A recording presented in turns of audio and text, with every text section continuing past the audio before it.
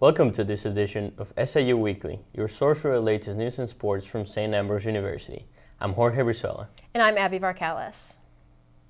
College students from across the Quad Cities got the chance to meet with employers and take the next step towards their future. SAU Weekly's Alex Stepinski takes us there. Local college students packed the annual career fair located in the Bend Expo in East Moline. The fair was a great opportunity to help students find their future. SAU junior Ty Tinkham is looking to kickstart his career. I'm here to make connections with different employers, hopefully find an internship for this upcoming summer, and just look at kind of like what's out there in the job market. Employers are also eager to find interns and job seekers, especially John Deere, the Quad Cities' largest employer. We look for employees who are passionate about feeding the world. We look for employees who go above and beyond, don't just take an assignment, but yet go above and beyond to look further to see how they can better the business. We also look for analytical people who are great communicators, who want to be a part of a team that are highly engaged and highly focused to be better. Adam Boyles with Vibrant Credit Union hopes he can find those traits from an SAU student. We're open to all different majors, all different backgrounds. We're looking for students who are hard workers, who are willing to adapt and navigate changes that occur within our industry, and are ready to tackle any changes or challenges that come their way. That's really the goal. A goal for Ty and employers alike for job offers coming around the bend. With SAU Weekly, I'm Alex Stepinski. Thanks, Alex. On Wednesday, SAU Sustainability hosted the first of its annual Roundtable series. This session featured SAU alumni and Living Lands and Waters Program Manager Andrew Layer. Founded in 1998 and located in the Quad Cities, Living Lands and Waters' goal is to protect and preserve local waterways. Layer was excited to return to campus and speak about time at SAU and the work he does today. The event was part of Sustainability Week here on campus. It's a complete honor. I met some of the best people that I'm still best friends with in my life here. Learned a lot and have a lot of pride for being a fighting bee. So it's pretty special to be back here today. So I'm the programs manager at Living Lands, and we do everything from picking up 13 million pounds of garbage out of the rivers. And also, after next spring, 2 million trees that we've given away. So just all that stuff kind of tugs the heartstrings. Keep an eye on your SAU email for information about sustainability's next roundtable session. If you have any other questions about sustainability at SAU, be sure to contact Dr. Amy Blair or Dr. Dennis Teresi. On Tuesday, SAU hosted its second annual MultiMedia Day, inviting high school students from across the Quad Cities to learn about all things media, from TV and radio to photography and graphic design. Community partners from KWQC TV, 6 News, Nelson, and Mindfire Communications also took part so students could explore opportunities in the media industry. North Scott Counselor Jim Schneider explains why it's important for his students to attend these events. It's important for students to get exposed to the different career paths before they graduate high school. And so being able to come to an event like this where they can hear from people who are working in the specific careers that they're considering, whether it's journalism, photography, graphic design, videography, just getting a chance to kind of hear what that path looks like. Is it printed or is it all online? Students got the chance to produce their own advertisement in KLA studio and produce a short newscast with SAUtv. Coming up next, SAU Weekly's Ryan Schistill brings you what campus is buzzing about in this week's What's the Buzz? He'll introduce us to SAU's new Provost and VP for Academic Affairs, Dr. Joe Roy. We'll be right back. Tune in to KALA and hear something different. Programming that celebrates the diversity of our listeners. We're advocates for the arts, showcasing your favorite music from around the world. We're storytellers, producing award-winning news and educational podcasts. We're dedicated sports fans, bringing you the latest Fighting Bee action from St. Ambrose University. We're a learning lab, mentoring the next generation of broadcasters and content creators. A part of your community for 5 decades. We're KALA Radio, 88.5 FM and 106.1 FM. Turn it on and turn it up.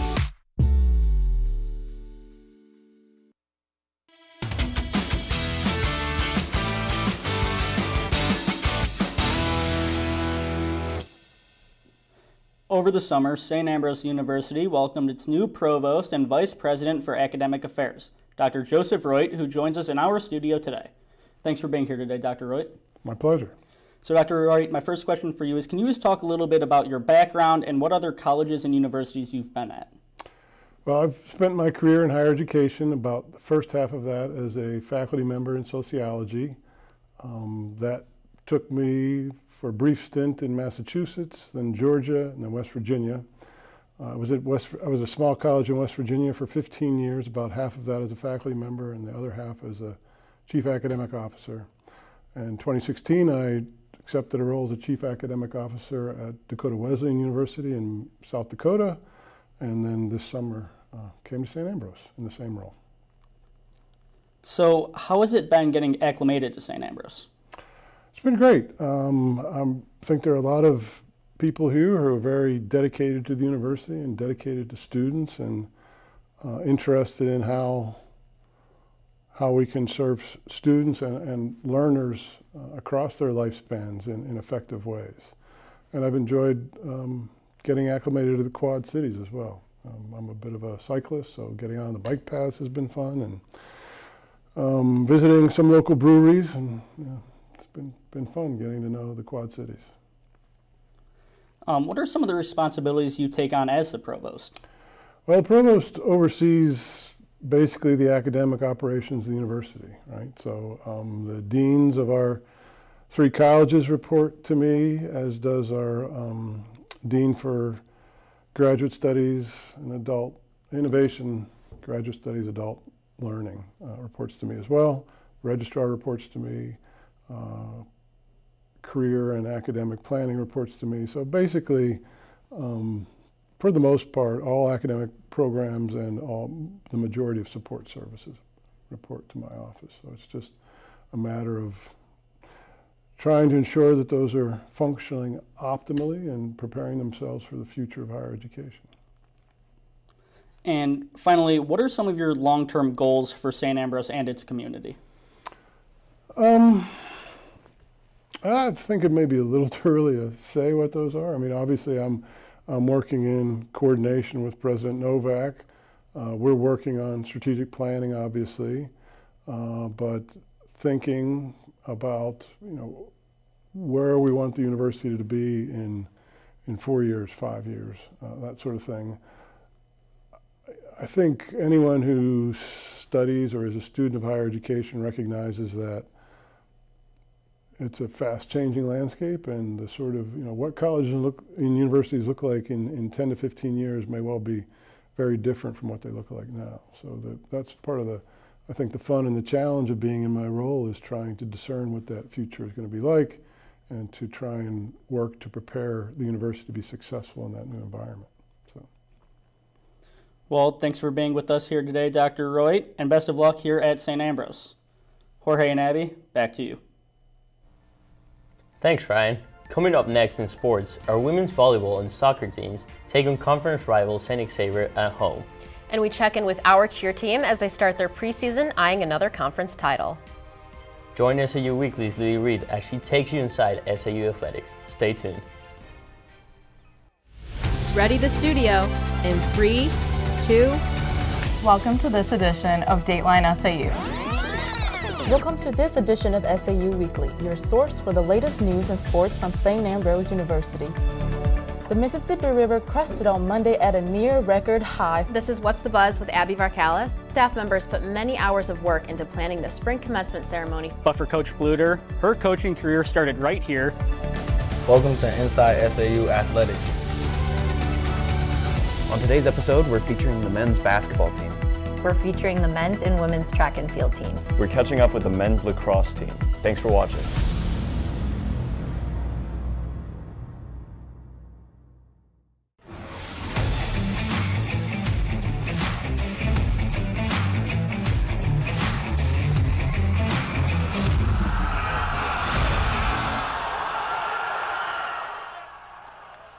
SAU's cheer team has a lot to celebrate after their victory last season, having won the NAIA National Championship. SAU Weekly's Cindy Horseman checks in with the team as they begin their preseason.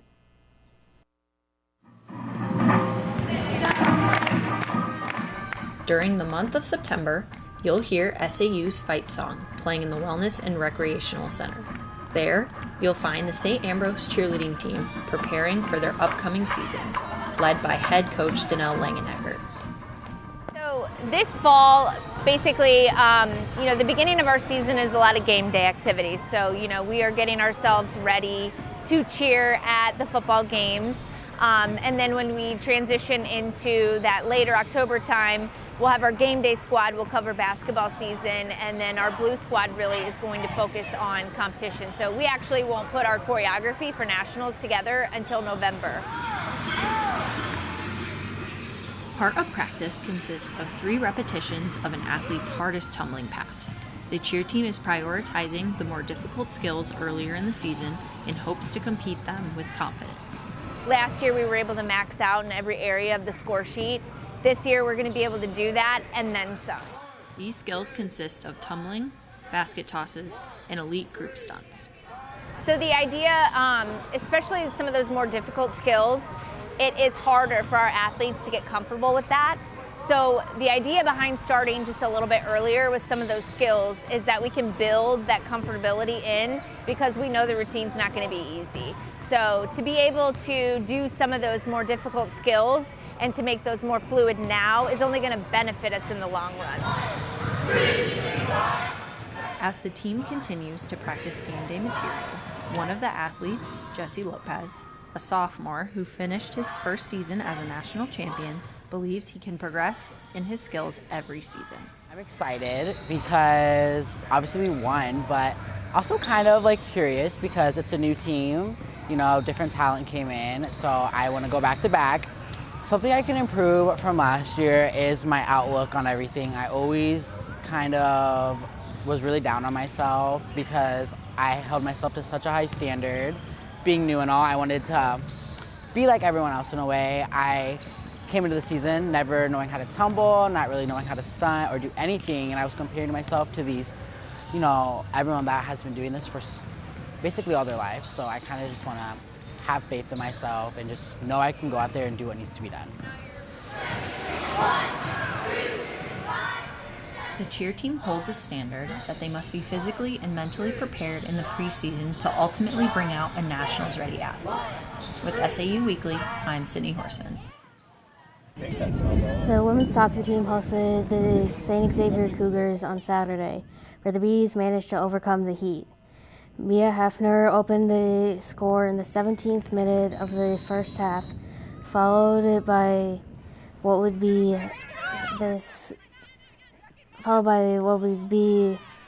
the third goal of the season for Kendall Went at the 25th minute of the game. The Cougars pushed back at the beginning of the second half to bring them closer. Kendall Went would then score the game-winning goal 10 minutes into the second half to settle the game for a 3-1 win to get her the second of the day. The Bees also defended their hive on Wednesday evening against Judson with an 8-2 win. On Tuesday, the Bees will host Indiana Northwest Redhawks. Now at Lehman Arena, where students filled the stands on Tuesday night to cheer on the women's volleyball team as they took on St. Xavier. Early in the first set, it's Hannah Sondag to Meredith Almalinde for the kill to give the Bees an early lead. Later in the first set, it's Kelsey Koberg to Meredith Sievers for the kill to let the Bees go up 16-11. At the end of the second set, it's a service ace from Koberg for the Bees to go up 2-0 over the Cougars. The Cougars rally back in the next 2 sets to tie it up at 2 sets apiece. In the fifth, it's a kill by Umland from Sondag to give the Bees a 1-point lead. After a strong start, the Bees fall short, losing to the Cougars 3-2. Looking forward to this weekend, it's a busy weekend for the Bees. The men's tennis team will host Buena Vista on Saturday at Davenport West High School with matches starting at 10 a.m. The women's tennis team will host Cornell on Saturday at Davenport West High School with matches starting at 1:30 p.m. Women's volleyball will host Trinity Christian at 1 p.m. on Saturday in Lee Loman Arena. The SAU football team travels on Saturday to Roosevelt for a 2 p.m. kickoff. On Saturday, the men's and women's cross-country team will travel across the river to the Brisson London Invite hosted by Augustana College, with men's event starting at 12 p.m. and the women's event starting at 12:45 p.m.